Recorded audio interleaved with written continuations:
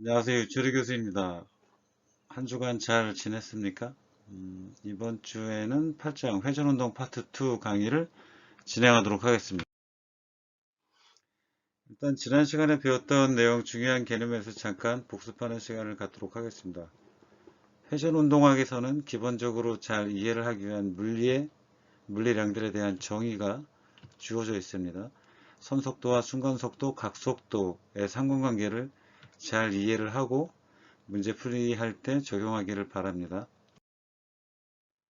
일정한 가까속도 회전운동, 즉 등 가까속도 운동에서는 공식 세 가지를 외우는 것이 아주 중요하다고 했습니다. 우리가 예전에 배웠던 등 가속도 운동에서 나와 있는 수식 3개와 등 가까속도 운동, 등 가까속도인 알파가 일정할 때의 운동, 수식 3개를 반드시 비교해서 암기를 하고 문제에 적용하고 풀어보는 연습을 하도록 합니다. 회전운동에서 제일 먼저 개념적으로 중요한 물리량 첫 번째는 관성 모멘트에 대한 것이었습니다. 관성 모멘트는 원운동화군이 입자의 운동 에너지에서 반경과 질량 분포에 따라서 가지고 있는 소요되는 운동 에너지가 다르다는 것을 나타내고 있는데요. 수식으로 나타내 보면 원래 운동 에너지 2분의 1 mv 제곱으로 나와 있는 이 수식에서 변형을 통해서 만들어 가다 보면 2분의 1 I 오메가 제곱으로 운동 에너지를 나타낼 수 있고, 이때 I 값을 mr 제곱이라는 물리량으로 나타내는데, 이것을 회전운동에서의 관성 모멘트라고 얘기를 해줍니다. 선형운동에서 관성을 지배하는 질량과 같은 역할 개념이라고 봐주면 됩니다. 따라서 선형운동 에너지에서 나와 있는 수식과 물리량을 회전운동 에너지에서 나와 있는 수식과 물리량과 비교해서 같이 암기, 이해를 하도록 합니다. 마지막으로 진행했던 내용이 질량 중심에 관한 내용이었습니다. 질량 중심이라고 하면 물체를 구성하는 질량을 가진 모든 입자들의 평균적인 위치를 질량 중심이라고 얘기를 합니다. 물리적인 정의는 이렇고, 사실상 우리가 일상생활 속에서 질량 중심이 어떠한 것인지는 개념적으로 다들 알고 있습니다. 하지만 물리적으로 정의를 보면 M1 플러스 M2 곱하기 전체 R이 M1 R1 플러스 M2 R2와 같은 물리량을 갖게 하는 위치가 라지 R 값이 바로 질량 중심입니다. 이러한 질량 중심 베이스로 질량이 같은 두 입자에 대해서 잠시 해석을 진행을 해보면, 질량 중심 R이 정의가 되어 있는 가운데 M1과 M2가 같은 질량이 같은 두 입자라고 해주면, 이러한 수식 정리를 통해서 R이 전체 거리의 절반이 된다는 것을 지난 시간에 얘기를 했었고, 여기까지 파트 1이 끝났습니다. 이어서 파트 2를 진행하도록 하겠습니다. 질량이 서로 다른 두 입자 사이의 질량 중심을 구하는 방법에 대해서 살펴보겠습니다. 질량 중심의 정의는 R값이 이렇게 산출이 된다고 앞에 수식에서 보았고, 질량 중심을 원점으로 잡는다고 하는 의미는 이 R을 제로로 놓는다는 얘기입니다. 예를 들어서 M1이 여기에 있고 M2가 여기에 있으면 이 두 질량 중심을 연결한 사이에 어디엔가 질량 중심이 있을 것입니다. 이 위치를 예를 들어서 원점에 놓는다고 하는 것입니다. 그러면 이 값 전체가 제로가 되는데, 이 값 전체가 제로가 되기 위해서는 이 위에 있는 분자항이 제로가 되어야 합니다. 즉 M1 R1 equal 마이너스 M2 R2의 관계를 가져야 하는데, 사실상 질량이 마이너스의 개념을 가질 수는 없고, 위치 벡터를 고려한 R1과 R2가 원점을 중심으로 해서 이만큼의 벡터 물리량으로 플러스와 마이너스의 개념을 갖는다는 것인데, 만약에 벡터의 크기를 방향을 무시를 한다고 해주면 절대적으로 M1 R1 곱하기가 M2 R2 곱하기 항과 그 물리량이 같으면 질량 중심을 산출을 할 수 있다는 뜻이고, 이 개념을 이용해서 전체 거리를 뒤로 놓은 가운데 D 값을 R1 플러스 R2라고 나타나게 되면, R1은 이항을 해서 D에서 R2를 빼주면 되고, R2는 이항을 해서 D에서 R1을 빼서 산출을 해줄 수 있습니다.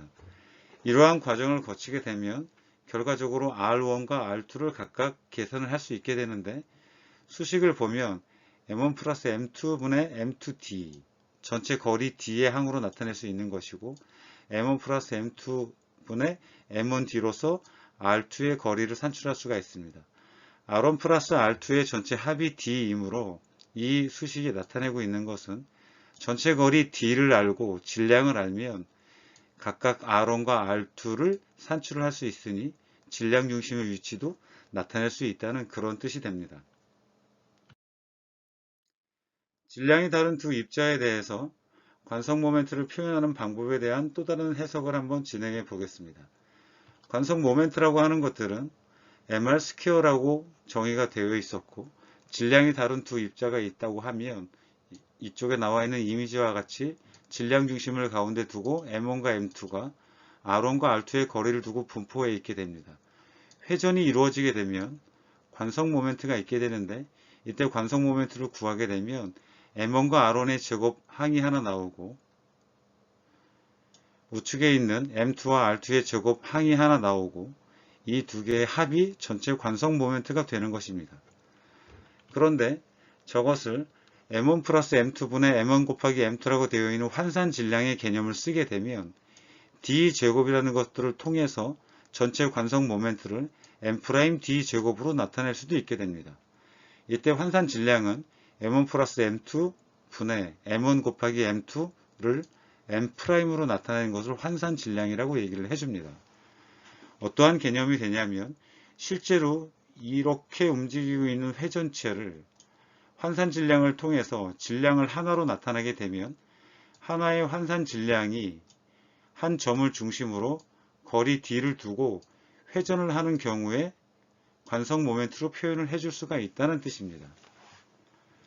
이렇게 되는 케이스의 문제를 통해서 의미를 다시 한번 살펴보도록 하겠습니다. 연습문제 8.9번입니다. 우리가 잘 알고 있듯이 달은 지구 둘레를 회전을 하고 있습니다. 그런데 그 거리가 38만 4천 km 떨어져 있다고 합니다. 지구의 질량은 대략 6 곱하기 10의 24승 kg이고 달의 질량은 대략 7.36 곱하기 10의 22승 kg입니다. 이때 질량 중심과 환산 질량을 구하는 방법을 한번 알아보겠습니다. 질량 중심을 먼저 구해보는데 지구를 원점으로 한다라고 했으니까 지구의 원점과 달의 원점을 연결을 해서 질량 중심을 한번 파악을 해보면 아까 얘기를 했던 것처럼 원래 질량 중심을 구하는 방법은 이와 같은 산식으로 산출이 되는데 이것은 우측에 앞선 슬라이드에서 보여주었던 것 같이 이렇게도 계산을 할 수 있게 됩니다. 실제의 값들을 대입을 해서 계산을 해보면 지구의 질량과 달의 질량 그리고 달의 질량을 분자로 놓고 전체 거리를 넣은 다음에 계산을 해보면 4.44 곱하기 10의 6승 미터라는 값이 산출이 됩니다. 질량 중심의 값이 4.44 곱하기 10의 6승입니다.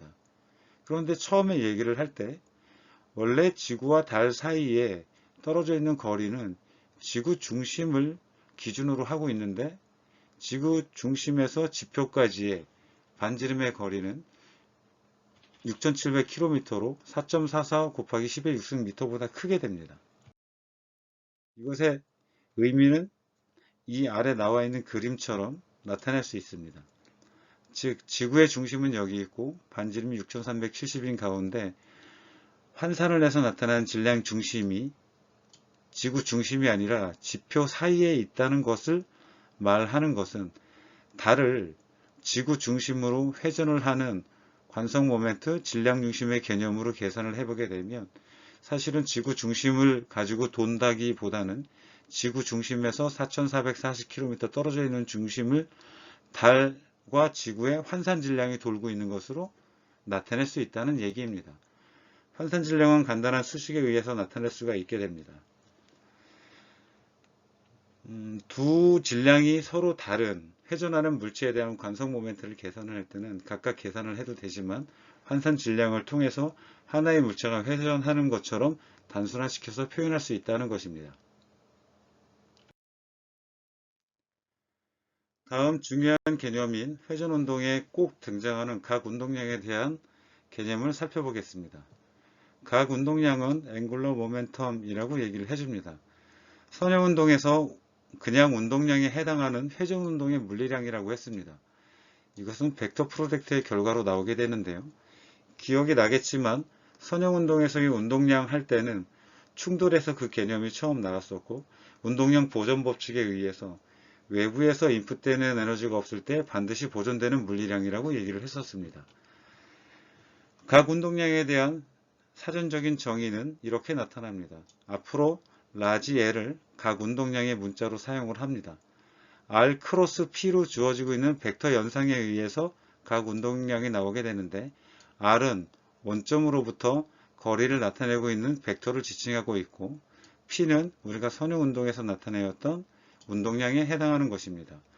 R 크로스 P이므로 당연히 그 결과는 벡터 물리량이 나오게 되고, 따라서 이쪽에 있는 항 L이 대문자에 볼드체를 써서 벡터임을 표시를 하고 있습니다. 각 운동량에서 나타나고 있는 운동의 예를 실제로 들어보면 우측에 있는 이미지와 같은데, 실제로 이렇게 운동하고 있는 물체가 있다고 했을 때 어느 한 지점에서 가지고 있는 선속도가 있을 것이고 V입니다. 질량이 있으면 이 둘을 곱해서 운동량 P로 나타낼 수 있습니다. 또한 원점으로부터 이 지점까지의 거리 벡터가 있게 되고, 그 벡터는 방향에 있는 가운데 R로 지칭을 하면 R 크로스 P로 나타내는 것입니다.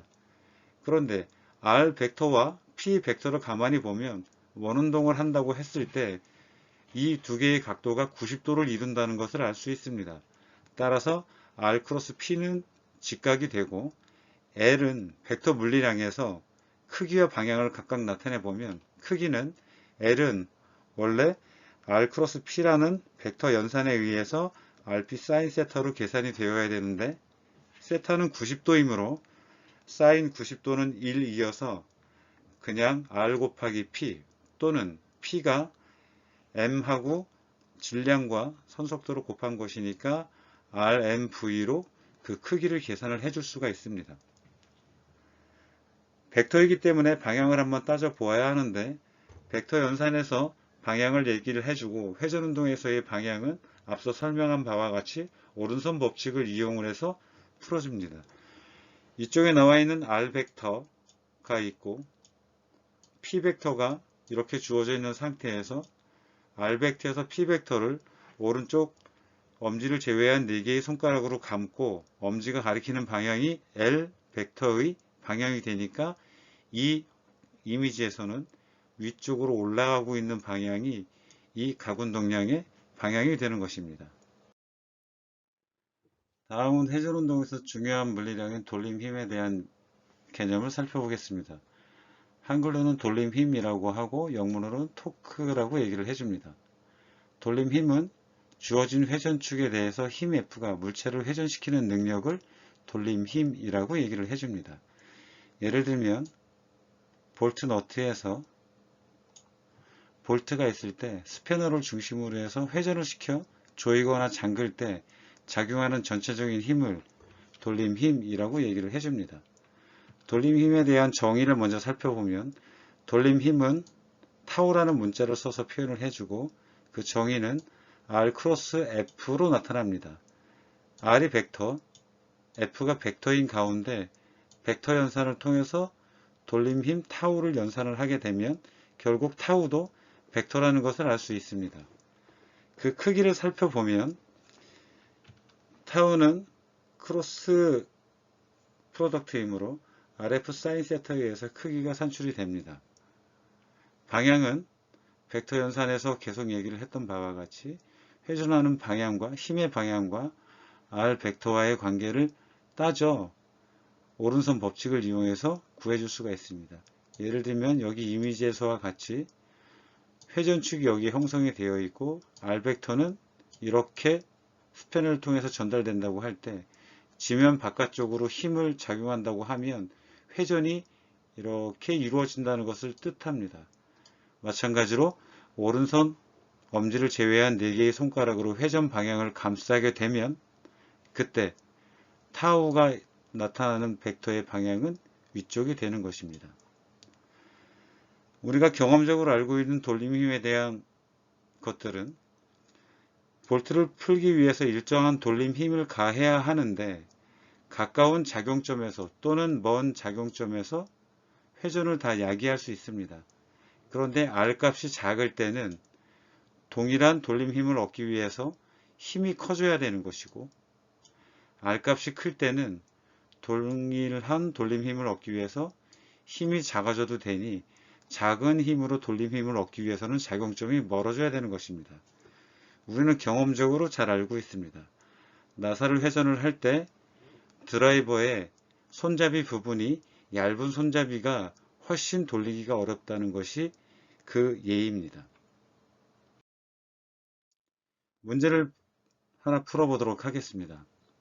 우리가 흔히 스프링클러 같은 것들이 잔디밭 위에 많이 구축이 되어 있는데요.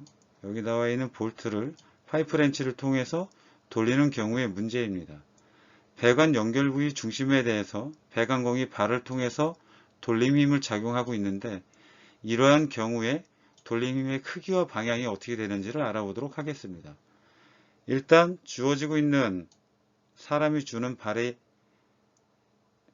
주는 힘의 크기가 900N이고 아래쪽을 작용하고 있습니다. 회전축은 이쪽에 있고 여기로부터 힘이 작용하는 작용점까지의 R벡터는 이렇게 형성이 되어 있는 경우입니다. 이 두 가지 케이스에서 돌림힘의 크기는 원래 공식에 의해서 R 크로스 F이므로 그 크기는 RF 사인 세타로 구해줄 수가 있습니다. R 값은 0.8m로 주어져 있고 힘은 900N으로 주어져 있는데, 이쪽의 각도가 19도라고 하면 세타는 몇 다인지 한번 생각을 해봅니다.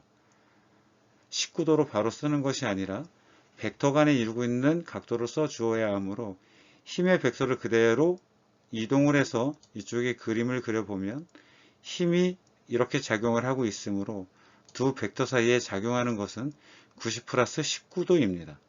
따라서 0.8m에 900N 사인 109도를 연산을 해주게 되면 크기는 680으로 나오고 단위는 R과 F의 단위를 그대로 써서 MKS인 힘 하나 쓰고 미터를 하나 써서 680Nm로 그 크기를 완성을 해줍니다.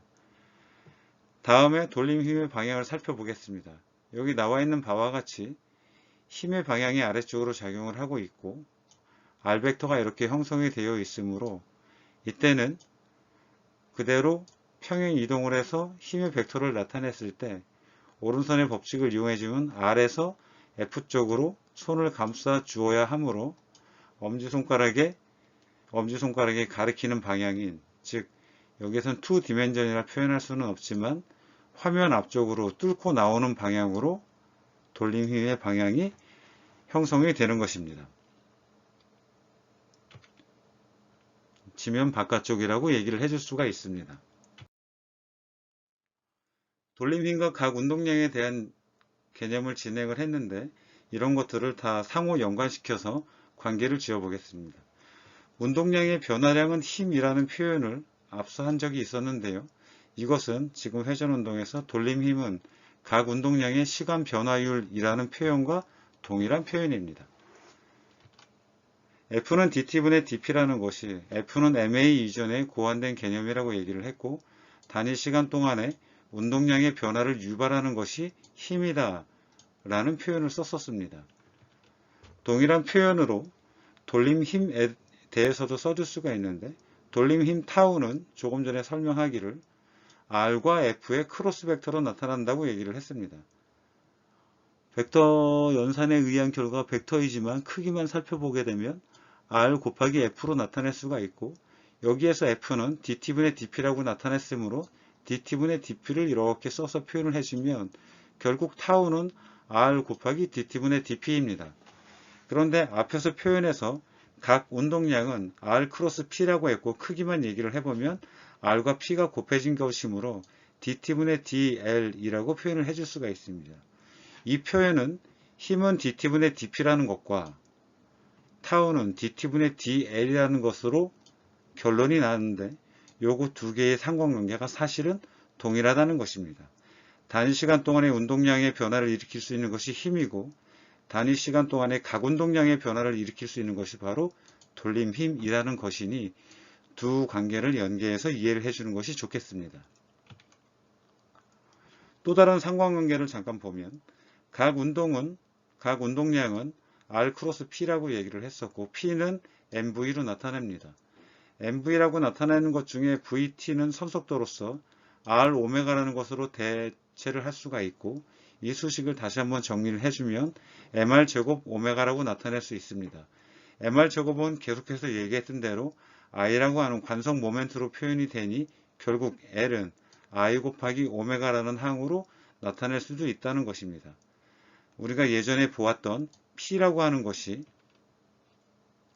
P라고 되어 있는 선형 운동에서의 운동량이라고 하는 것이 질량 M과 그것에 상관하는 선속도 V의 곱으로 나타난 것과 동일한 형태로 나타나고 있는 것입니다. 조금 전에 설명했던 타우 돌림 힘은 dt분의 dL이라고 얘기를 했었고 L이 결국 I 오메가로 결정이 되었는데 수식에 적용을 해보면 dt분의 I d 오메가라고 나타낼 수 있습니다.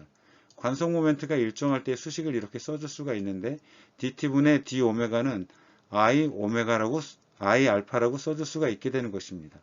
이것은 돌림 힘은 관성 모멘트 곱하기 각가속도라는 얘기인 건데 우리가 예전에 배웠던 선운동에서의 F는 MA라는 수식과 동일한 형태라는 것도 기억을 하는 것이 좋겠습니다. 이와 같은 내용의 것들을 비교를 해서 설명을 해보면 선형운동에서의 물리량과 회전운동에서의 물리량이 서로 동일한 형식으로 상관관계가 있다는 것을 알 수가 있습니다.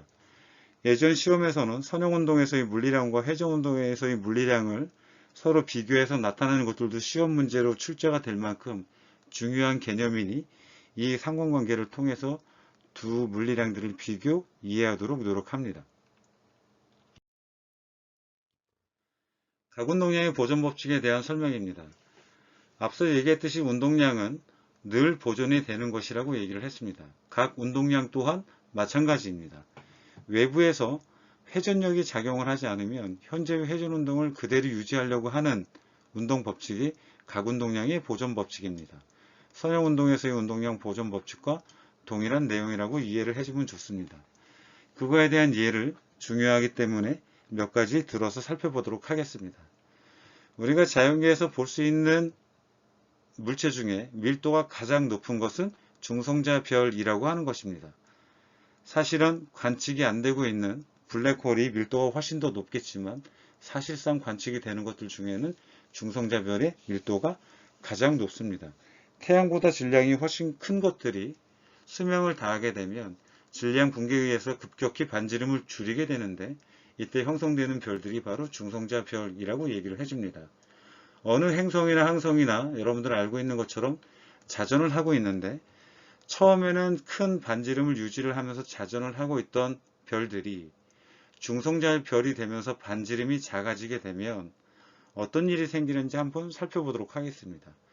최초의 지름이 대략 10의 6승 km를 유지하고 있던 별이 대략 10km 정도로 반지름을 줄이게 되면 회전을 하고 있는 가운데 가지고 있던 관성 모멘트가 변하게 됩니다. 즉 초기에는 관성 모멘트가 질량은 수축 전이나 수축 후나 똑같은데 최초에는 반지름이 아주 큰 사이즈를 가지고 있다. 수축을 하고 나서 반지름이 작아지게 되면 R 값이 커지다가 작아지게 되어서 결국은 관성 모멘트가 이렇게 감소를 하게 됩니다. 그런데 앞서 얘기를 했듯이 각 운동량 보존 법칙에 의하면 외부에서 회전력이 작용하지 않으며 현재의 회전 운동을 그대로 유지하려고 하는 각 운동량이 보존이 되는데 각 운동량은 앞서 보았듯이 L은 I 오메가라고 표현할 수 있다고 했습니다. 처음에 질량 붕괴가 일어나기 전에는 관성 모멘트가 크니까 큰 관성 모멘트와 작은 각속도로 각 운동량이 유지가 되었었는데 수축을 하게 되면 관성 모멘트가 작아지니까 대신에 각속도가 커져야지만 전체의 각 운동량을 유지를 할 수가 있게 되는 겁니다. 스케일에 따라 다르기는 하지만 결과적으로 자전 각속도가 증가를 한다는 얘기고 심한 회전 속도를 자랑하는 중성자별은 초당 수천 회전까지도 하는 것으로 알려져 있습니다. 각 운동량 보존 법칙의 전형적인 예라고 할 수가 있는 것이고요. 우리 일상생활 속에서도 가군동량 보존 법칙을 또 확인을 해줄 수가 있는데, 여기 보이는 이미지는 피겨스케이팅 선수가 점프를 하고 회전을 하는 과정을 나타낸 것입니다. 여러분들 누구나 다 알고 있듯이 피겨스케이팅 선수가 점프를 할 때는 팔을 벌려서 점프하기 전에 자세를 취하고, 점프를 해서 회전을 하는 동안에는 모두 다 팔을 오므려서 진행을 한 이후에 착지하고 다시 팔을 펴는 동작을 합니다. 왜 이런 일이 생기는지 가만히 살펴보면, 아까 얘기했던 가군동량 보존 법칙에 의해서 이 회전체가 가지고 있는 가군동량은 일정한데, 점프를 해서 올라가 있는 동안에는 최대한 많이 회전을 해야 하니, 여기 아까 얘기를 했던 관성 모멘트를 줄이는, 즉 질량은 일정한데 반지름을 작게 해서 회전을 극대화시키는 방법을 취하는 것입니다. 이후 착지를 하고 다시 펴를 펴서 관성 모멘트를 크게 하면 각속도가 작아지고 정상적인 스케이팅을 하게 하는 구조를 가지고 있는 것입니다. 가군동량 보존 법칙에 대한 수식을 잠깐 살펴보면, 아까 타우는 dt분의 dL이라고 표현을 해주었는데, 외부에서 회전력이 작용하지 않는다고 해주면 타우가 제로인 케이스가 되고, dt분의 dL이 제로가 되려면 dL이 제로가 되어야 합니다. dL이 제로라는 얘기는, 즉 L 값이 변화가 없어야 된다는 얘기인데, L은 I 오메가로 결정이 된다는 거고, 이 값은 항상 일정해야 된다는 그런 뜻입니다. 가군동량 보존 예제로는 헬리콥터가 또 하나 있고, 수영을 하면서 다이빙하기 직전에 선수들이 회전을 극대화하기 위해서 몸을 접는 행위를 하는 것들이 모두 가군동량 보존의 예입니다. 헬리콥터 같은 경우에는 퀴즈 문제로 제출을 하겠습니다. 헬리콥터를 보면은 생긴 모양이 모두 다 다른 형태로 헬리콥터가 발전을 해왔는데, 이 헬리콥터에서는 모양은 다르지만 공통점이 하나 있습니다. 바로 프로펠러가 두 개라는 것이죠. 프로펠러가 두 개인 것과 가군동량이 보존되는 것과의 상관관계를 퀴즈로 출제를 할 테니, 그 이유를 여러분들이 퀴즈 답안을 통해서 제출하도록 합니다. 문제풀이 하나 해보도록 하겠습니다. 어느 한 학생이 회전 의자에 앉아서 양손에 아령을 들고 초당 1회전을 하고 있는데, 팔을 벌린 상태에서 전체의 관성 모멘트가 3kg 곱하기 제곱미터로 나타난다고 했을 때, 외부에서 회전력이 가해지지 않는다고 하면 팔을 안쪽으로 모으게 되면 전체의 관성 모멘트가 2kg 제곱미터로 줄게 됩니다. 그럼 그때 각속도가 얼마인지를 알아보는 문제입니다. 아주 단순한 문제입니다. 초기 각속도는 초당 1회전이니까 1 revolution per sec입니다. 그러면 관성 모멘트가 줄게 되면 아까 얘기를 했던 것처럼 가군동량은 보존되어야 하므로, 초기 이런 상태에서 팔을 오므리게 되면 가군동량 보존을 하기 위해서 I 오메가 이니셜 상태와 I 오메가 파이널 상태가 같아야 되고, 우리가 구하려고 하는 것은 마지막에 각속도이니까 오메가 파이널에 대해서 정리를 해주면 이러한 수식에 대입을 해서 구할 수가 있게 됩니다. 즉 마지막 과정에서의 관성 모멘트가 2kg 곱하기 2kg 제곱미터가 되고, 초기 상태의 관성 모멘트가 3kg 제곱미터, 각속도가 1 revolution per sec이므로 오메가 파이널은 1.5 revolution per sec가 돼서 약 1.5배가 증가했다는 것을 알 수 있게 됩니다. 회전운동에 대한 개념적인 정리를 해보도록 하겠습니다. 회전운동과 병진운동이 같이 진행되는 경우에 내용이 회전운동의 마지막 단계입니다. 움직이는 축에 대한 강체의 회전이라고 하는데, 강체라고 하는 것은 리지드 바지라고 해서 유체와 상대되는 개념의 것들입니다. 즉 외부에서 힘을 가하면 그 힘에 저항을 해서 운동을 하게 되는 것들, 서로 간의 질점이 변하지 않는 것들을 강체라고 얘기를 해줍니다. 회전운동과 병진운동을 동시에 하는 강체라고 하는 케이스인데 바로 여기에 보이는 이러한 것들이 전형적인 강체의 예입니다. 두 개의 질량이 연결되어 있는 가운데 물체를 던지게 되면 내가 일을 해주어 운동에너지를 인가를 한 것인데 이 운동에너지가 인가된 상태에서 포물선 궤적을 그리면서 낙하를 하고 있는 운동을 두 개로 나누어서 보면 질량 중심을 통해서는 선운동을 하고 있고 두 개의 질량을 통해서는 회전축을 중심으로 회전운동을 한다는 것을 알 수 있습니다. 즉 회전운동과 이 점들이 유지되고 있는 선운동은 질량과 질량 간의 상대적인 거리가 변하지 않는 병진운동으로 나타낼 수 있습니다. 즉 보통 물체를 던지게 되면 회전운동과 병진운동이 병합해서 나타날 수 있다는 것입니다. 따라서 전체적인 운동에너지는 두 가지 텀으로 써줄 수가 있는데요. 물체를 회전하면서 던지게 되면 그냥 던지는 것보다 회전하는 데 필요한 에너지가 더 인가가 되어야 된다는 얘기입니다. 따라서 운동에너지는 회전하면서 병진하는 운동은 2분의 1 mv 제곱이라고 되어 있는 선형운동에너지와 2분의 1 I 오메가 제곱으로 나타나는 회전운동에너지가 같이 포함돼서 나타나야 합니다. 역학적 에너지는 당연히 보존이 되는데요. 이 케이스를 가지고 문제에 적용을 해서 어떻게 우리가 적용을 할 수 있는지 보도록 하겠습니다. 학습문제 8.12번입니다. 질량이 라지 m이고 반경이 라지 r인 공이 높이 h에서 미끄러짐 없이 굴러 내려온다고 합니다. 바닥에 도착할 때 질량 중심의 속도가 얼마인지를 구해보도록 하겠습니다. 단, 공이 가지고 있는 관성 모멘트는 i로 주어져 있는데 5분의 2 mr 제곱이라고 합니다. 이 문제는 숨어져 있는 내용이 하나 있는데 바로 미끄러짐 없이 굴러 내려온다 라고 하는 것입니다. 미끄러짐이 없이 굴러 내려온다는 것을 다시 한번 생각을 해보겠습니다. 이렇게 회전차가 있는 가운데 미끄러짐이 없다라고 하는 것은 여기 있는 물체가 회전을 하면서 내려온다는 얘기입니다. 만약에 미끄러짐이 있다라고 하면 예를 들어서 공에 여기에 마킹을 한 것이 이 지점에 와도 그 지점이 상대적으로 변하지 않고 그대로 유지되면서 내려오는 것이 미끄러짐이 있는 것이죠. 미끄러짐이 없다는 것은 계속해서 회전을 하면서 내려온다는 그런 뜻입니다. 그러면 역학적 에너지 보존 법칙에 의해서 질량 중심의 속도를 구해 볼 것인데 주어져 있는 숫자가 없으므로 수식으로만 정리되는 문제입니다.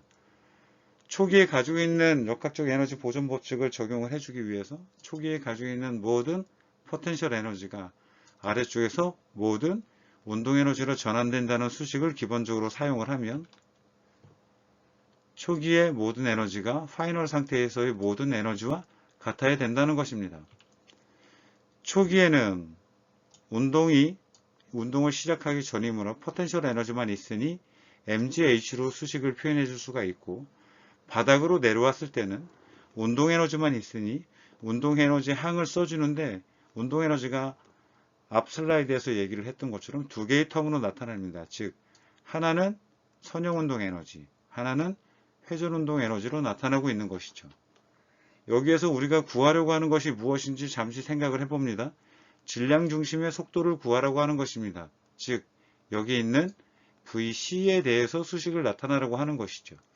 단순하게는 VC만 놓고 나머지 항들을 모두 이항을 한 이후에 수식을 정리를 해서 나타내면 됩니다만 공의 관성 모멘트가 주어졌기 때문에 5분의 2 mr 제곱이라는 것들을 여기에 적용을 해보면 수식을 좀 더 단순하게 표현해 줄 수 있습니다.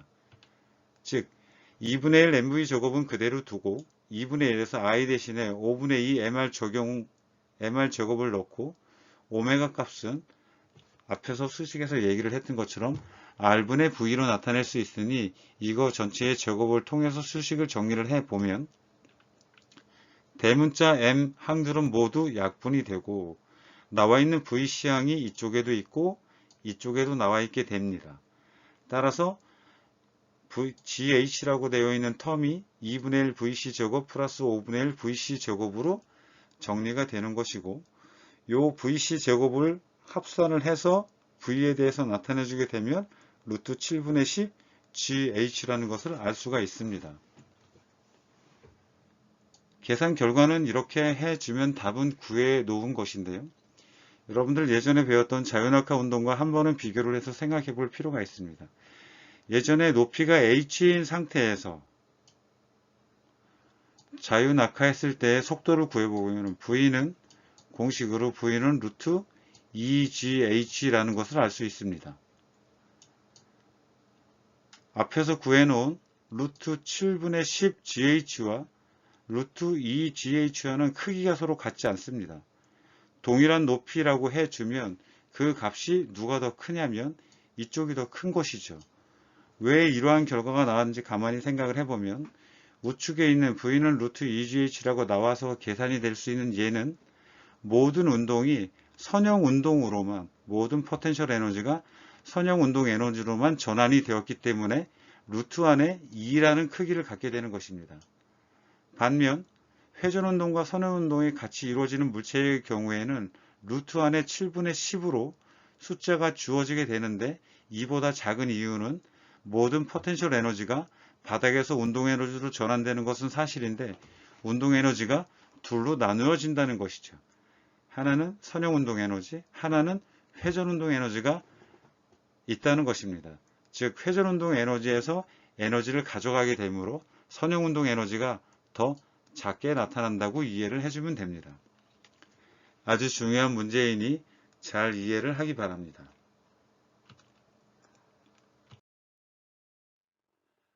이쪽은 8장에 대한 연습 문제 과제이니 보고 답변을 작성을 해서 제출하면 됩니다.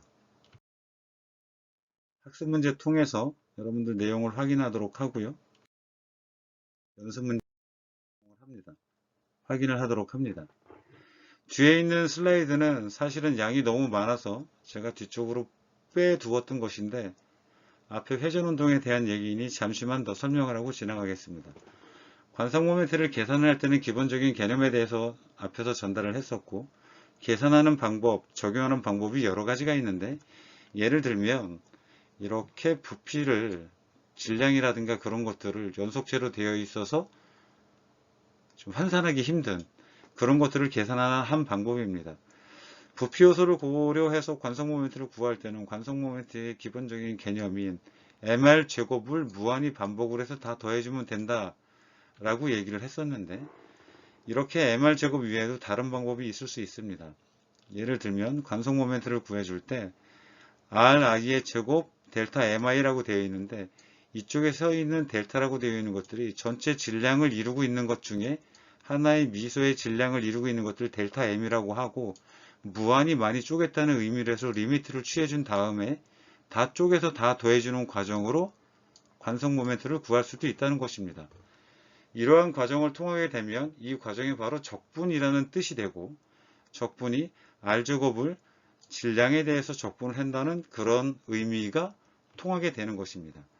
그런데 R제곱을 질량에 대해서 적분하는 것들이 쉽지 않으니 이것을 다시 한번 생각을 해보면 우리가 예전에 밀도라고 하는 것이 부피분의 질량이라고 나타냈었고 부피가 변하는 가운데 질량의 변화 dv분의 dm으로 나타난다고 하면 dm 대신에 dv를 이항을 해서 로우 곱하기 dv라고 써줄 수 있게 됩니다.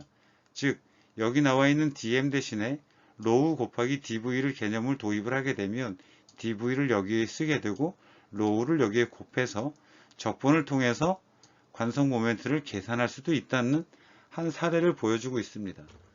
경직된 사고보다는 관성 모멘트를 계산하는데 여러 가지 물리량들을 이용할 수 있다는 예로 이해를 하면 좋겠습니다.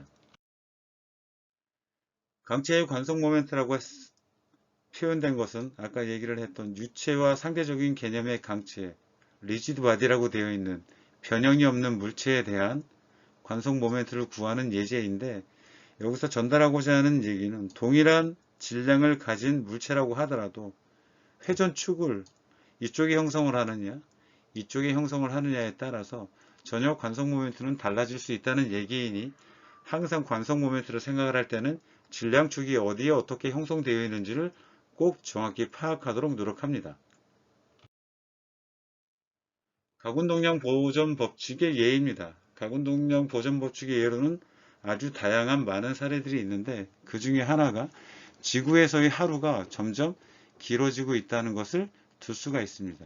사실 이것은 우리가 느낄 수 있을 만큼 길어지고 있지는 않습니다. 하지만 사실상 하루가 점점 길어지고 있는 것이고 길어지고 있다는 것입니다. 옛날에 중생대 때는 하루가 대략 23시간이었다고 추정이 되고 있고 현재는 24시간이지만 2억 1000만 년 정도가 지나게 되면 하루가 25시간이 된다는 것입니다. 그것은 가군동량이 일정해야 되는데 가군동량은 보존되어야 하는데 달의 자전 속도가 감소를 하는데 감소함에 따라서 가군동량을 보존하기 위한 공전 속도가 증가를 하게 되면 공전 궤도가 커지고 지구에서 점점 멀어지는데 그것이 지구에도 영향을 주어 지구 자전을 방해를 한다는 것입니다. 출발점이 가군동량 보존 법칙의 한 사례입니다. 회전운동에서 많이 언급되는 것 중에 하나가 코리올리의 힘입니다. 전향력이라고 얘기를 해주는데요. 북반구에서 남반구에서 서로 다른 방향으로 태풍같들이 회전 방향을 이루고 있는 것들의 근본적인 원인이 바로 전향력입니다. 회전운동의 한 예로서 한번 읽어보기를 바랍니다. 회전운동의 또 다른 예로 많이 언급되고 있는 것이 바로 자이로스코프입니다. 자이로스코프는 여기 보이는 것과 같이 우리가 보통 문구점 같은 데서 볼 수 있는 우주팽이라고 불렸던 것들이 자이로스코프 역할을 해주는 것입니다. 자이로스코프는 주로 우주선이나 항공기 등에서 자세 제어를 하는데 주로 활용이 되고 있습니다. 우리 스마트폰에도 모두 다 자이로스코프 센서가 부착이 되어 있죠. 실제로 이렇게 기구가 고안돼서 적용되는 것은 아니지만 다른 형태로 자이로스코프과 같은 기능을 할 수 있는 센서가 다 적용이 되어 있습니다. 이러한 세그웨이 같은 것들에도 모두 적용이 되어 있는 것이죠. 그럼 이러한 것들이 왜 회전운동과 관계가 있냐면 여기에서 여러분들 알다시피 회전하는 팽이가 축을 중심으로 90도를 이루고 있음에도 불구하고 바닥으로 떨어지지 않는 것들이 모두 회전운동에서 생기고 있는 벡터 물리량에 의한 것들이고 자세를 일정하게 제어를 해주는 근본적인 원인이 회전운동에 있다는 것이기 때문입니다. 회전운동을 하지 않는 경우에 회전 고정점을 중심으로 인해서 바닥으로 떨어지는 케이스, 자전을 하면서 또 자전을 하지 않으면서 회전운동을 하면서 회전운동을 하지 않으면서 떨어지는 케이스를 그림으로 나타내었으니 이 내용을 통해서 이 내용을 한번 읽어보도록 합니다. 수고 많았습니다. 8점 회전운동 강의는 여기까지 진행하도록 하겠습니다.